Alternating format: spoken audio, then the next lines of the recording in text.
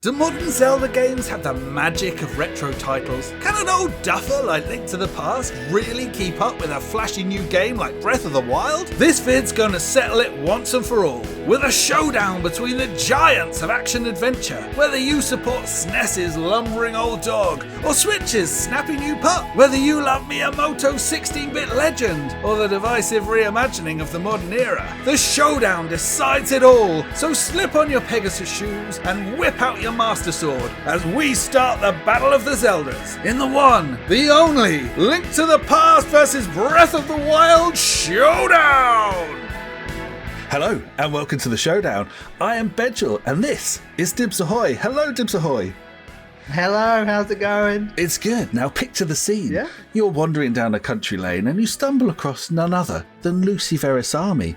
She's fiddling about in the trunk of her car, and yes, it is a trunk and not a boot, because it's none other than a goddamn Trans Am Pontiac, and it's only a full-on replica of Kit from Knight Rider. Yes, it is. And she's loading that trunk up with some G1 Transformers. Your heart begins to race. It's all of your favourite things in one place, and she turns to you and she says, "Oh, it's so sad. I was going to go play with these in my mansion with all of my bikini-clad friends. But I've been let down by my co-pilot driver guy. I need someone else to step in. Maybe..." And you can see she's about to offer when suddenly she has a change of heart. And then she says to you, "But how can I trust you?" "Ah, I know." And of course, what does she ask you? The question that will check everyone's trustworthiness. Which is better out of Zelda, A Link to the Past, and Zelda, Breath of the Wild? So obviously you gotta know. Now everyone watching this has been thinking about that situation before, and this is going to be the consumer advice to get them ready for that fateful meeting. So exciting as it is, let's explain how it works. There'll be 5 rounds, 5 categories, 5 examples of why our game is the best. We'll each have a crack at explaining why we think our game has got strengths in each of those categories, and the other person will score it objectively, scientifically, honestly. Never trying to trip us up, never trying to stop us reach our goal of getting in that car with Lucy. And at the end, there can be only one winner, only one fateful moment to decide. Will Lucy be showing you her warm front? Oh, before we start, the first thing we have to understand is, Mr. Dibs Ahoy, what game are you representing? I am representing Chushing, the 16-bit bad boy on the Super Nintendo, Legend of Zelda, A Link to the Past. Absolute classic, my original copy. Love it, amazing stuff. Which and that gets me. Would mean that you... Yes, one of my very favourites. Look how teeny tiny it is. Legend of Zelda, Breath of the Wild. Absolutely tip-top game, my friend. Technology incredible. You are in for a doozy because these are 2 absolute behemoths. Now we better get started. Lucy is awaiting. What is the first category, Dibs Ahoy? We have got characters and world, and Zelda A Link to the Past has this covered like in incredible fashion. It's a brilliant progression from the early NES games, and it's just absolutely chock full with incredible scenery, from like forests and deserts to the looming and menacing Death Mountain.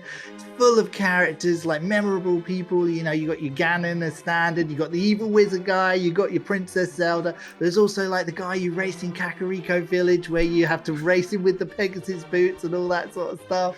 And on top of that, you get not 1 but 2 worlds, because you get a dark world here, which is just like a really great addition, and just like it's, you know, double the exploration. Just absolutely incredible stuff. And even better, it has dungeons in it, which is something that isn't in your game, is it?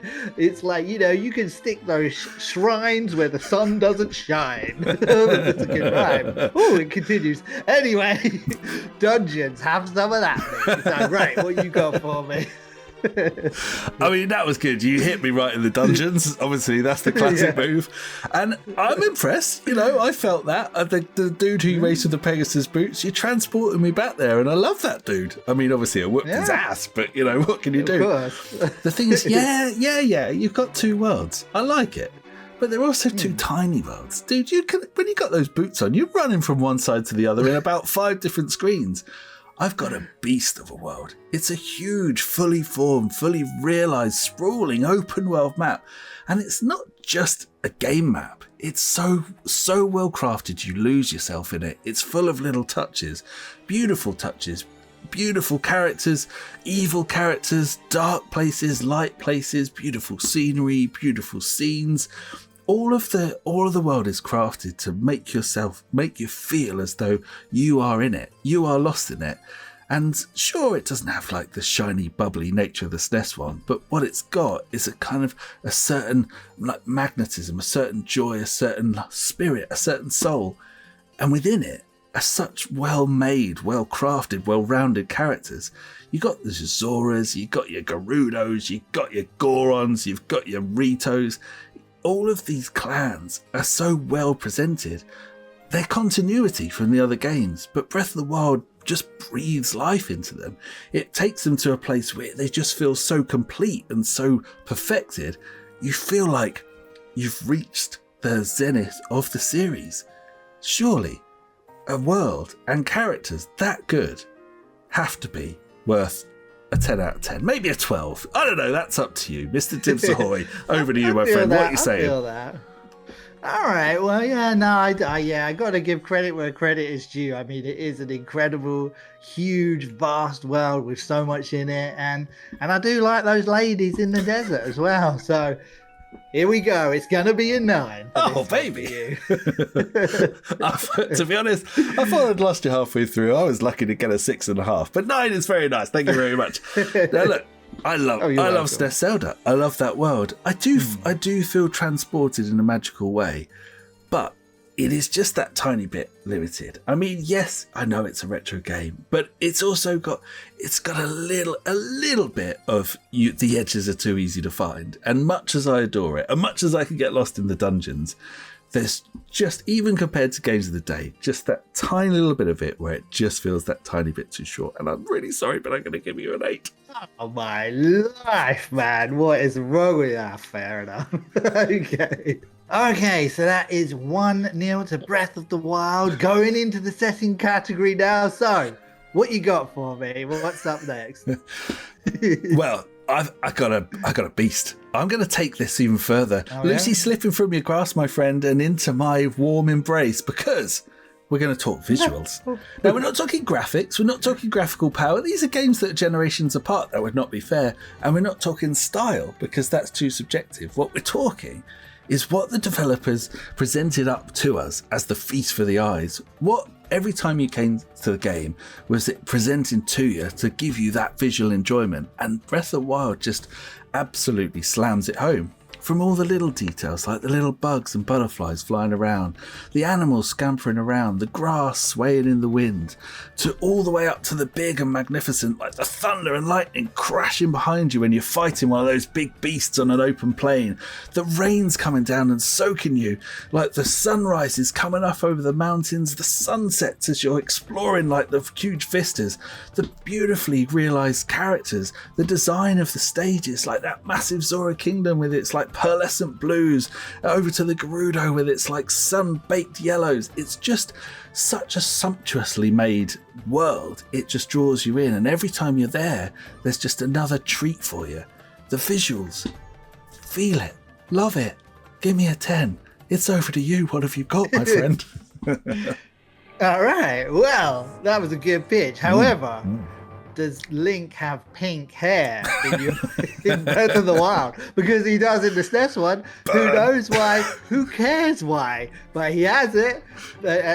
Regardless of that, this game is 16-bit perfection. I mean, it's the Zelda game that was waiting to happen. No more of that kind of washed out color palette of the NES. This is like, they were waiting just to lavish this land in color, and they've just made it beautiful. It's got all the kind of everything you want, like the gorgeous yellows of the desert, the browns of the mountains, the lush greens of the forest. It's just a gorgeous looking game, and it also uses all those SNES tricks. So it's got a bit of scaling and rotation on the old map there and stuff like that.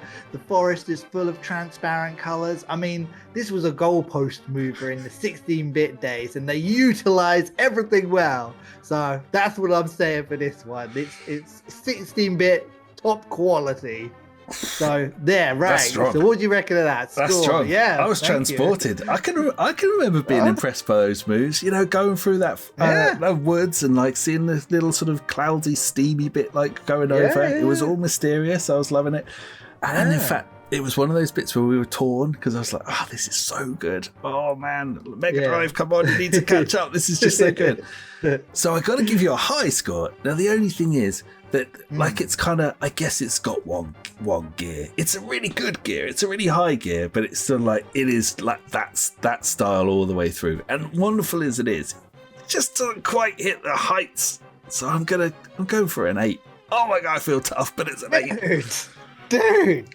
Zelda: A Link to the Past. Well, you know, I will have to kind of concur with a lot of your points. So I'm going to be generous. I'm going to give you a 9 here, even though it's going to put me at a serious disadvantage.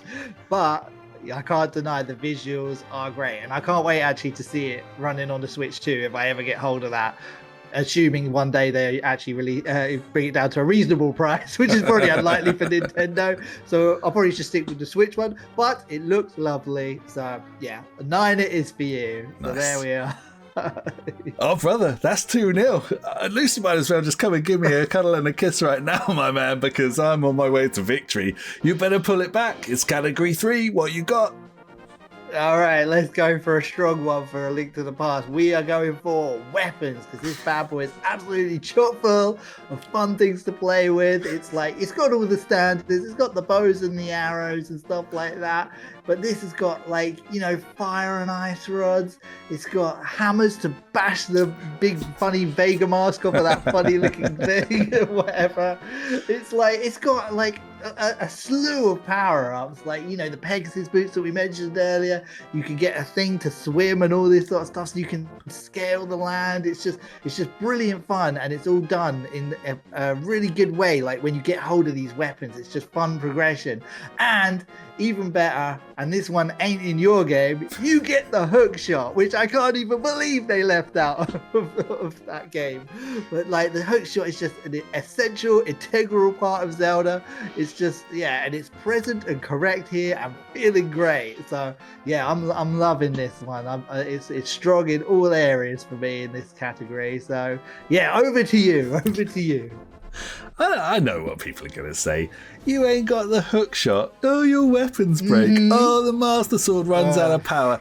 Listen, Zelda Breath of the Wild is an immersive game. It draws you in. If all these weapons were top-notch and never broke, you'd be thinking, man, why is this happening? In the real world, this sword that's been lying around in the swamp for 100 years would be snapping in my hands. They knew about that, and they wanted to make you feel the enjoyment of the realism. You know, they wanted to let you feel that, yes, it's magical, it's fantastical, but it's also immersive, and you're part of it. How could we take that away? And don't forget, there's a huge range of weapons, from swords to bows to things that are like snapped off and lying around in puddles, the things that you find up hills. There's shields, there's stuff you can slide down on. It does all kinds of stuff. The weapons are great in their range. And it's got a trick up its sleeve, because the special items, special powers that Link gets in this one, obviously you do earn them, you get them pretty early on, but they're great. Like you got your magnesis, you got your little ice cubey thing that comes out of the thing, whatever it's called, cryostasis, I don't know. You got your freezy time, you got your bombs, and of course you got your camera. Don't forget that bad boy. And can't forget the camera. They're inventive, they're creative. The amount of puzzles that are based around them, the amount of real world things, exploration things that are based around them is amazing. They feel good. And it's not just how the weapons fit in the game, it's the way the game fits around around the items. It's so creative, and it gives you the freedom to even do things that maybe the developers didn't even think of. Who knows? Maybe I've transcended the whole series and discovered things they didn't imagine could happen. But that freedom felt great. And with that range and that freedom, surely you found it in your heart to give me top dollar. What are you saying to me, my friend? Yeah. I found it in my heart to be broken over those breakable weapons. It's like, I don't want to go on about that, but man, that is like the bane of the game for me. It's like those like a bow and arrow is like, it must be made out of balsa wood if it's like just got like about 10 to 15 shots in it. Something like that. It's just painful. It's like, man, I put so much effort into getting the Master Sword, and just thinking to myself, I finally got it. They can't break this. This is the Master Sword. This is going to be the thing that sees me through the game. Runs out of power, stops me from using it for 10 minutes. Mate, Nintendo, you're mugging me off. This is a 7. You're getting a 7. I mean, I'll be honest, when I finished my little speech, I was thinking I was in for a score. But if you finish yours, I'm lucky to even got 1 point. So I'm going to take that 7. I will say this, though. Yeah, the Master Sword runs out of power, but the bows, of course they break. Link's got a heavy twang. What can we say? Dude's got powerful digits. But I didn't consider his twang. You didn't consider his twang. Now, look, the one thing I cannot take away from Link to the Past is those weapons and those items. They were magical to us when we got them when we were kids. Each one is so brilliantly thought out. Every one opens up the world and opens up new things and just makes the game more fun. They were great ideas. They were so well delivered. They were so original. We had nothing like this. Not like no other game was doing stuff like this, and it just felt so special to us. And for that, and for your beautifully, eloquently presented speech, I gotta give you full marks, my friend. It's a 10. It's a 10. Oh, back in it. Yes. So we're up to 2-1 then. So fighting back here. Right. Breath of the Wild is still leading, but A Link to the Past is pulling it back. So we're moving into the 4th category. So what you got for me? It may be a surprise, but I'm going to make a pitch which is going to turn your brain around, and it's going to convince Lucy to open that door and get me in the passenger seat, because it's music. Now listen, a lot of people won't necessarily be thinking Breath of the Wild and music, but it's transformative, it's transportive, it's mystical, it's magical, it's evocative, it's beautiful. Everything they do in Breath of the Wild with the music is perfectly done. There isn't a lot that is standout hummable tunes, but that's kind of the point. You don't want something that sounds like you might have heard it in a computer game. You want stuff that feels like it could exist as part of this world, that could be naturally flowing around in the ether as you're going through the game, and that's what they do. And they've synced it so perfectly as you move from scene to scene, from peace to battle, from like emergency to stillness, from like story mode into like just still moments in the game, from like enemies to friends. The music goes with you, and it's so wonderful and so charming and so beautiful that even though there's not the standout melodies, there is a standout soundtrack. It's fantastic, and it's top marks, just to remind you. Now, you can say that. That's my pitch, my friend. How you hitting me? Mm-hmm.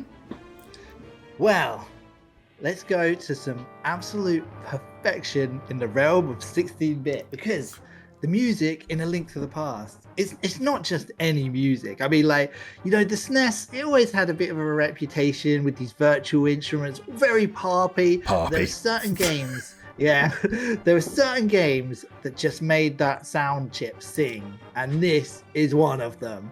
This is like, I've never heard anything like it before. It's like the music tells a story all of its own, outside of the game, outside of the visuals, but then at the same time it marries up so perfectly with everything that is going on in the game. It perfectly reflects all the settings and the locations that you visit. It's like the pace of what's going on. It's just absolute perfection.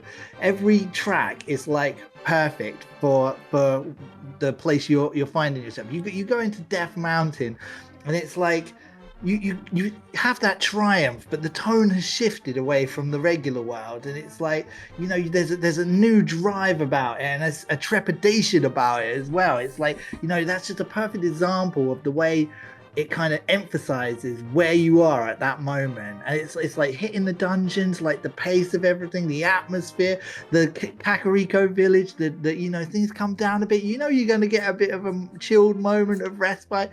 I would just say it's just perfect in every area. It reflects everything perfectly, and for me, it's one of the definitive Super Nintendo soundtracks, and that's what I'm saying. So there we go. Oh, that was persuasive. Now listen, there's just the tiniest little bit of parpiness. There's a little bit of parpiness. So maybe it's not top score. There's a bit of pop. There's a bit of pop. But everything else is, as you said, it's orchestral, it's majestic, it's huge, it's tiny, it's like peaceful, it's emotive. And I guess the biggest compliment I can give to it is in the same way that Koshiro would make the Mega Drive sing, that SNES Zelda made the SNES sing. It perfectly married, that team perfectly married what the SNES sound was like with the music they created, and it lands it. I gotta say it's a strong one, and I can't resist. I can't fight myself. I gotta give you a 9. 9, yes, I'm feeling that. So, Breath of the Wild is, like you say, it's less about the music, more about the atmosphere and everything. Like, I think you're definitely onto something there. However, you don't walk away humming anything from it. There's nothing particularly stand out for me. It's all just very sprawling, a little sparse even in places. So while it is, you can't write it off, but it's just not memorable. So I'm going to give it an 8. Because it's still good, it's just not good enough. That's what I reckon. Oh man, 2-2. I was so close. Lucy was in my grasp, but now she's looking between us, all confused. She doesn't know which way to turn. She's like a deer in the headlights, a cute, gorgeous deer with a nice face and a gorgeous... Let's move on to the next round before I get myself in trouble. And it's the final round. I've got to pull it back. What's it going to be, Mr. Dibs Ahoy? Okay, so final category, coming into the final stretch here, and it's gonna be the magic. And I'm not talking about like the magic used in the game, like when you sprinkle it around to, like, you know, all the fairies and the fire and all that stuff. I'm talking about how magical the game is. Like I'm talking like Nights into Dreams is a magical game. We're looking for the X factor here, and for me, A Link to the Past, it is absolutely as magical as it can get. It's a definitive gaming experience memory for me. So it's like I got lent the game, wasn't particularly interesting. Kind of, I played the original NES game, but I thought, like, you know, my friend like lent me that game. I chucked it in the Super Nintendo. Immediate magic. It was like something about it just grabbed me. Like all the elements just came together. I went off into the castle, did that first bit where you kind of get Zelda out of the dungeon and all this sort of stuff, and I was like, oh my word, this is like unbelievable. This is like one of the greatest things I've ever played. So I immediately had to finish that section, save the game, grab the cartridge. I came running up to your house because I just needed to share the experience. I needed to spread the joy, to share the magic. And it was like, you know, there was so much magic to go around that it was just an incredible time. So yeah, I love it. And it's as magical as it can get for me. So that's what I'm saying for this one. I'm pretty blown away by that. And also the fact that you thought first of coming up to my place and letting me share in the joy. How kind. How kind of you. Well, your mum wasn't in, so then I came up to your room. So, you know what I'm I mean, saying? dude, that's the way things went down back then. That's fine. I can understand it. The thing is, though, magic, I mean, you tee it up as the category, but I kind of feel like this is a winner for Breath of the Wild, because this is, if there is a game that I would associate with that magic, that X factor, that kind of transportive quality of games, it is this one. Because let me tell you a story. So I'm coming out of work one day. I've got no place to be. It's a dreary concrete building. It's a drizzly day. It's winter. It's dark. It's grim. And I go to my car and I realise I don't have to go anywhere. So I pull out the switch and I'm sat there in the middle of this industrial estate where the office is. Outside where I work, where I'm miserably enslaving away. But in seconds, I'm gone. I'm transported. I'm in the world. I just exist in that place. And for, I don't know, an hour, 2 hours, I'm just sat there and I'm completely immersed. And no game has really matched that ability to do that for me than Breath of the Wild. And I just remember like another time I crawl my way up one of the rock faces like early on in the game. I don't have any of the abilities to get up there. And I reach the top. The music sweeps in. The sun rises over a distant mountaintop. A bird flies in from across, cawing and mooring or whatever noise they make. And I felt the joy of reaching that summit, not just in the game, but just in my real life. And Breath of the Wild for me is that moment over and over again. Every moment, every second, every time I played, it just was able to do that. Whatever it was doing, it was able to take me to that place. That is the magic, and it's got to be its strongest strength, and it's got to be a 10, my friend. So don't keep me in suspenders. What are we saying? Well, the magic is like, it's very subjective, isn't it? To each person, like, you know, each to their own. Everyone's different, etc., etc., etc. But you are wrong. No, I'm kidding. I'm kidding. The game is very magical. I do love the game.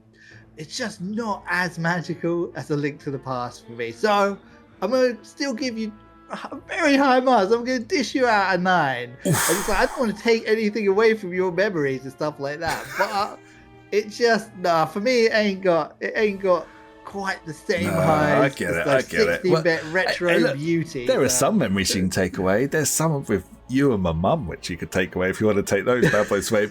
But listen, it is subjective, and I've got to be an honest broker here, because I get it. Like, it's a 9 for you. You got to even things out. And if I'm being totally honest, the thing is, I do also get the magic on Link to the Past. I feel that too, and I can't deny it. I can't deny, though, we've had those moments on that game as well, and I can't lie to myself or to you. It's a 10. It's a 10. Yes, it is a 10. Yes. Oh. Woo! So that means that's 3 to this bad boy, which is the way it should be. Well, you know, I'm glad for the win. I'm glad for the win for Link to the Past, but I'm sad about Lucy. Enjoy her, my friend. Make sure you give those Transformers a good playing with, and rag kit around for me. So, you know, there you go. There's our pitch. As ever, like, if you've watched these before, you know how it works. That was our go at it. That was our interpretation. That was our scientific or quasi-emotional take on things. But what would yours be? How would you have scored each of those categories? What would your categories have been for these games? How would you have rated them? Would you completely agree with us? Do you think we're talking absolute nonsense? I know Dibs is. What the hell went on with that? And, of course, as we ask you every time, what's next? You know, these are settling important scores in gaming history. And we want to hear from you what the next one should be. So let us know in the comments. Let us know how you'd have rated these. And all in all, I hope that you completely disagree with Dibs and I should have been the winner. There you go. Just tell us anyway. Well, I guess with all that being said, though, take it easy, gaming guys and girls, and keep it locked here on Gaming for Ages for more retro goodness soon. Laters.